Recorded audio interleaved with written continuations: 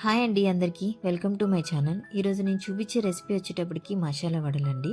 First ఒక cup శనగపప్పుని తీసుకొని బాగా కడిగి దాంట్లోకి గోరువెచ్చని వేడి నీళ్ళు వేయాలండి. అప్పుడు మనకి పప్పు హాఫ్ అన్ అవర్లో నానిపోతుంది.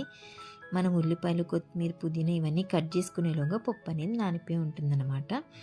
మనకి పప్పు బాగా నానిందని ఎలా తెలుస్తుందంటే వేళ్ళతో విరగొడితే పప్పు అనేది 2 ముక్కలు అవ్వాలండి. అప్పుడు మనకి పప్పు బాగా నానినట్టు. వాటర్ అంతా స్ట్రెయిన్ చేసేసి ఉత్తి పప్పును ఒకటే మిక్సీ పట్టాలండి.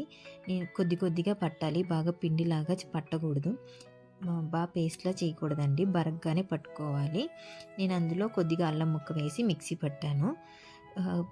మిక్సీ పట్టిన పిండిని ఒక బౌల్లోకి తీసుకొని నేను ఒక గుప్పుడు శనగపప్పుని తీసి పక్కన పెట్టుకున్నానండి, నానబెట్టింది.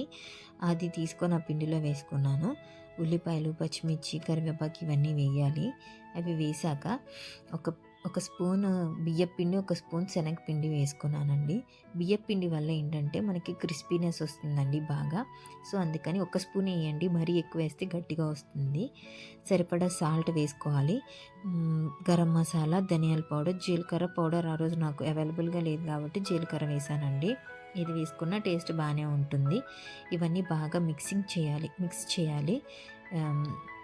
దాంట్లో ఉన్న మాయిశ్చరే సరిపోతుందండి. మనకైతే ఒక్క స్పూన్ కూడా వాటర్ పట్టదు. వాటర్ అయితే వేయకండి.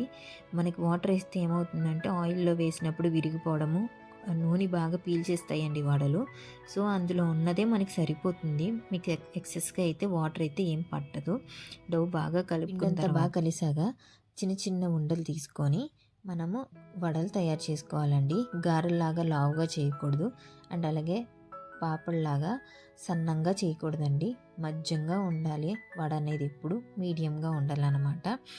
వడల్లాగా గారెలాగా లావుగా చేసుకున్నామనుకో అది ఉడకదు, సన్నంగా చేసుకున్నామనుకో అది అప్పచ్చల్లా తయారవుతాయి అన్నమాట. మీడియంగా చేసుకుంటే మనకి వడ అనేది బాగుంటుంది, మసాలా వడ అనేది. నేను చూపించిన మాదిరిగా మరీ లావుగా కాకుండా మరీ సన్నంగా కాకుండా చేసుకోండి, మీకు వడ పర్ఫెక్ట్గా వస్తుంది. నూనె బాగా కాగాక లో ఫ్లేమ్లో పెట్టుకొని చేసుకోవాలండి. హై ఫ్లేమ్లో పెడితే రంగు వస్తుంది కానీ లోపల వడ అనేది ఉడకదండి, పిండి పిండిగా ఉంటుంది. సో లో ఫ్లేమ్లో పెట్టుకొని బాగా ఫ్రై చేసుకోండి. మనకి వడ ఎప్పుడు బాగా ఫ్రై అయిపోయిందని ఎలా తెలుస్తుందంటే, ఇప్పుడు చూడండి ఆయిల్లో వేస్తే మీకు అసలు వడే కనిపించదు.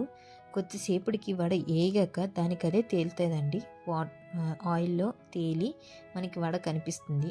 అప్పుడు మనకి వడ అనేది లోపల వరకు కుక్ అయినట్టు లెక్క.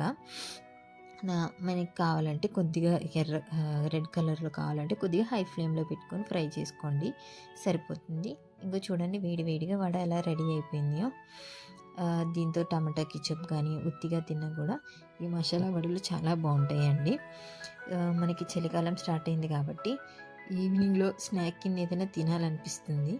సో ఇంట్లో ట్రై చేసుకొని తినండి, బయట మాత్రం కొనద్దు.